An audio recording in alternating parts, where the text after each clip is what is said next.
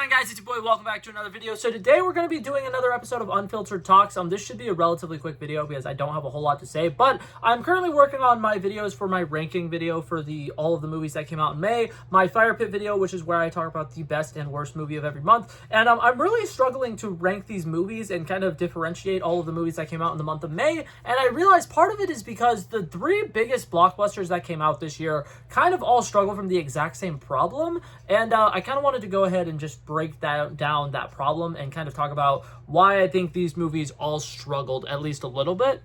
Okay, so first off, I kind of want to talk about the names of the movies that I'm talking about so you guys have a general reference point for what movies I'm talking about. Obviously, I have seen a lot of the movies that have released this month, so I can kind of talk about other ones as well, but the main three are The Fall Guy, which released at the very beginning of the month, and then we went from there right into the Kingdom of the Planet of the Apes, and then we went into the Furiosa, a Mad Max Saga movie, and all three of these movies are relatively solid movies in their own rights. I think every single one of them, I rated them a solid like B+ or B on my little rating scale, and overall, I've had a really good time watching these movies, and I think that they all were good theatrical experiences, but I think that at the end of the day, these movies are movies that do not live up outside of cinema, which I think is something that's going to be really interesting to talk about. A lot of people nowadays are talking about the box office and the state of the box office and how a lot of people can't afford to go to movies, a lot of people aren't going to see certain movies, and a lot of movies that look like they should be relatively good and give off the vibes that they have, you know, really great potential for the box office haven't been doing quite as well. Like Dune Part 2 is one that a lot of people in the media have been saying was going to hit $1 billion. It looked like it was going to be a very, very popular movie. And even though everybody on the internet was talking about it, and there are a lot of people who really enjoyed that movie, it didn't even really come close to cracking $1 billion. And at this point in the year, it almost seems like there isn't any movie that is going to hit $1 billion.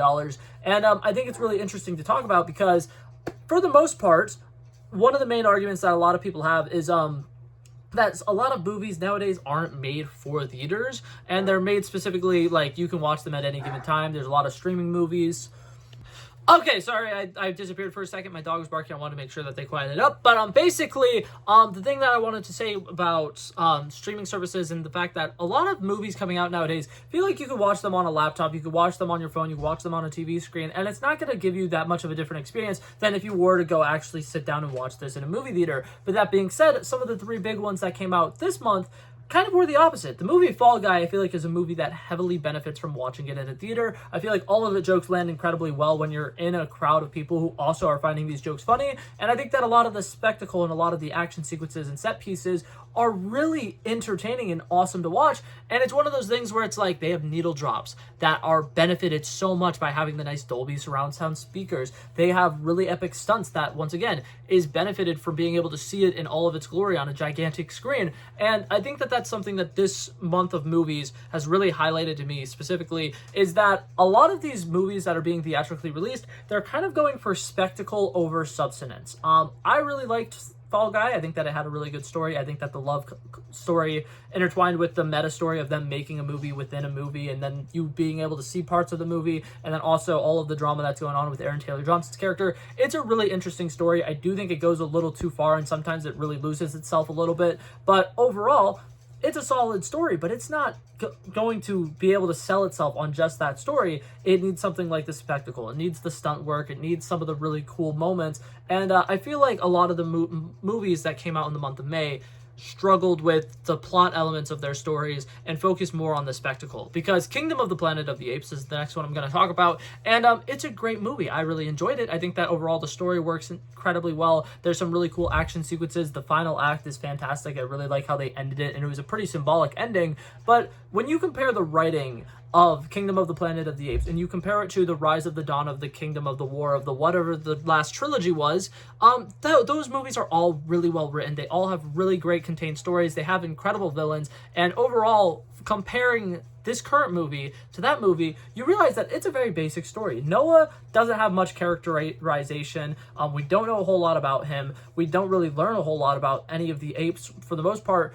Proximus Caesar is a really cool villain. While he's on screen, he has an incredible performance. Like, I think that Kevin Durant did an absolute great job bringing this guy to the screen, and he seems like a good villain, but we don't have a lot of time with him, and we don't have a lot of time figuring out what all is going on in the Kingdom of the Planet of the Apes, because there's so many side stories and like little scenes where they go off to do something that you can tell they're just planting seeds for a future movie that isn't coming yet. And obviously I don't think that that's fully a negative, because if they are truly planning on making this a 9-film saga or whatever, and they're making 5 more of these, it makes sense that they would want to plant seeds for a future movie. But at the same time, this movie mostly went for, oh my god, these apes look incredible, the acting is incredible, there's going to be some really cool set pieces and action sequences and stuff like that. And once again, it's mostly spectacle, and it's not a whole lot with the story. It's a very straightforward story.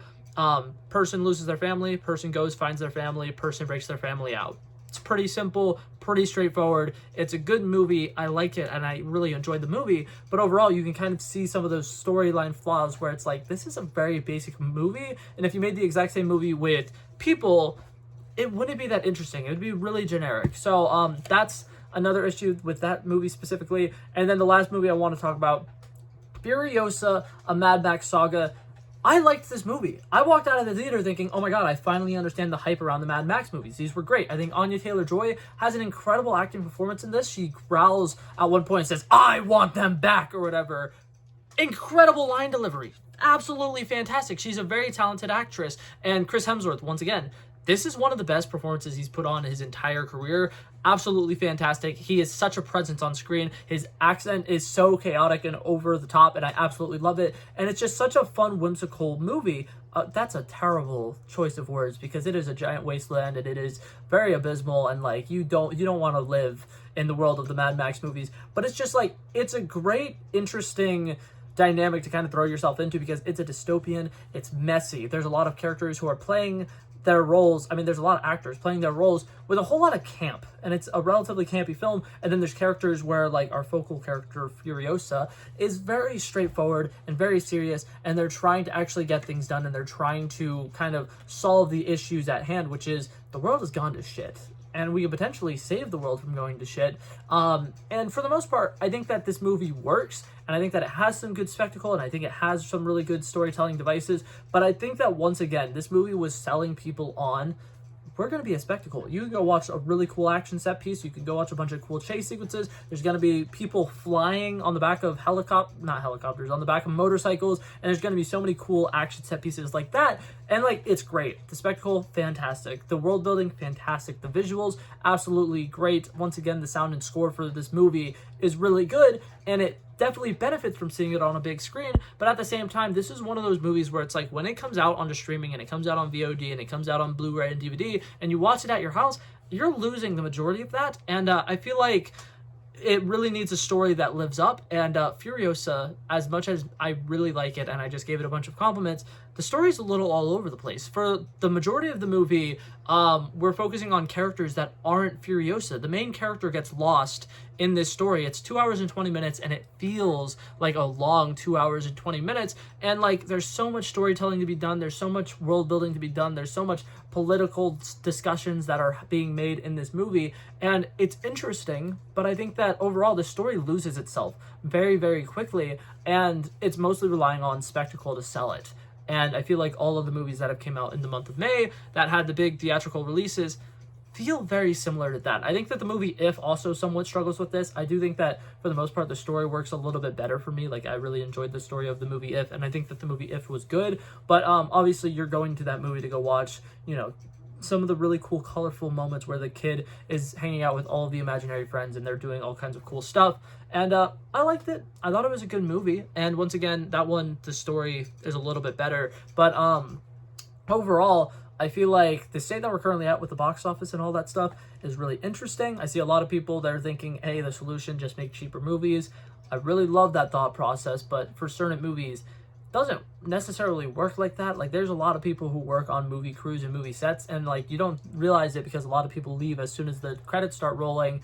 Some movies have like over 200, 300 people who work on it, and those people need to get paid. They need a salary to live. So maybe don't like necessarily be like, oh, well, everybody needs to, you know, lower budgets. And then once again, I'm getting so off topic here, but the movie Godzilla Minus One is constantly praised because, like, oh, well, their film budget was $10 million or whatever, and it's significantly better, and the CGI is incredible, and other companies need to work like they did. But it's like, yeah, that just means that there's more people being underpaid a little bit. So I understand the complaints because, like, I do think that, like, leading roles, like, some of the leading actors making, like, $20 million, that's insane. Like, maybe if it's because they're getting a percentage of the box office and then, you know, the box office does really well, that makes sense. But, like, $20 million just right off the gate, that's crazy. But yeah, that being said, that was everything that I wanted to talk about. Very quick little discussion video here. I love and appreciate you guys so much for coming by and checking it out. I hope you guys have an absolutely amazing day and a blessed weekend. I potentially will be making a bunch of pre-recorded videos this weekend. I'm going on a little vacation. So if my weekend this week is like a bunch of Watch List Wednesday videos and you guys are like, Blake, it's the weekend, what's happening? That's why. But yeah, once again, thank you guys so much for coming by checking it out. I love and appreciate you guys. And I hope you guys have an amazing day. Back at it again, but that's a relevant flow. So smooth, they calling me Mr. Elegant. Like an elephant, I got a long nose. Like a president, I've got a few hoes. Swift with a stutter, I'm smooth like butter. Don't see it coming when I slip undercover. Like a big dog, but I don't bite. I'm still a big broad, I'd win that fight. Come match you and I knock out your lights.